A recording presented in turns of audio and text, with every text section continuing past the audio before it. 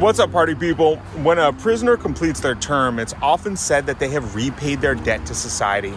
And this phrase has been on my mind this week, so I want to explore it in greater depth today.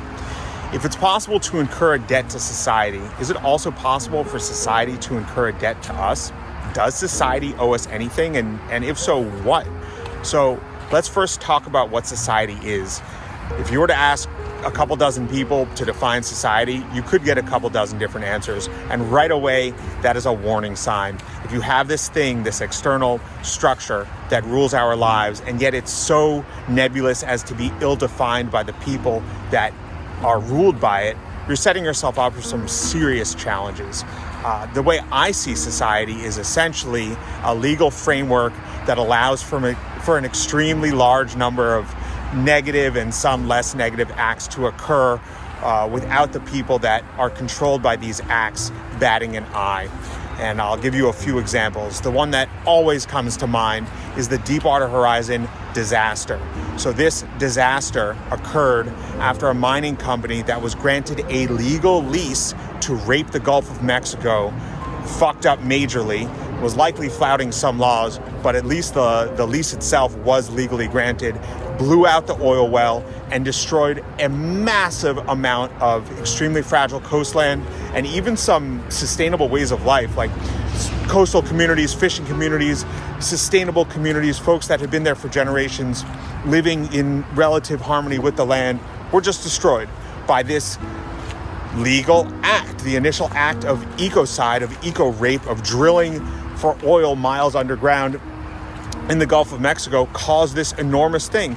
And yes, there was some legal fallout after, but how do we graft laws onto this natural way of being? And that to me creates such cognitive dissonance. And speaking of laws, and speaking of the Gulf South, on the side of the New Orleans Criminal Courthouse reads an inscription that says, "We are a nation of laws, not of men." This is a quote by John Adams, who, bless his heart, unlike, I think, 10 of the other 12 first presidents, did not own slaves. But it sounds ripped from Orwell. We are a nation of laws, not of men. That is totally Orwellian, extremely Orwellian to the nth degree.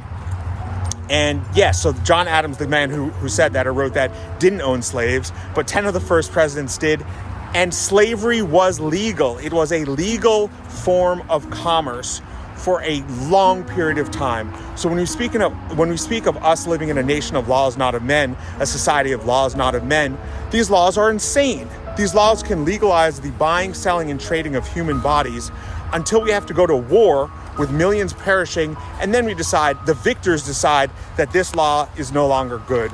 So is that society, these nation of laws, not of men? Are we not, to me, that is so sickening. We are absolutely a nation of men and women. We are a people. This is to put a preponderance, a weight, an importance on these abstract things that can be used to any end, like to legalize slavery, to rape the earth ad infinitum, is sickening, and it's very, very dangerous. And what does society owe us, if society owes us anything, except for some sort of regenerative, holistic way of being, some things that we can pass down to the next generation? But no, it's us that owe society a debt. It's us that if we don't play by the rules, then we will be thrown in chains. Where, by the way, it is still legal to pay prisoners 20 cents an hour, 30 cents an hour. So we have this continuing pervasiveness of human exploitation at the highest level to these people that owe society a debt. Michelle Alexander's New Jim Crow goes into this in great detail. It's debt to society is a very, very dangerous concept. And as I continue to travel down the path of self-awareness, self-discovery, self-reflection, and really stripping away a lot of the structures of my own self and my own body and my own mind and my own consciousness, the similar superstructure that surrounds me, the literal structure, the cities and the edifices, the dams, and all the shit that society has put up, is being stripped away and showing the naked falsity of this structure, the metaphysical structure of society. So this week, I urge you all to look around in your own lives and see what role society plays in causing you harm and also what role you can play in bringing a positive benefit to this really nebulous, abstract construct of society that we're all in every day. So much love.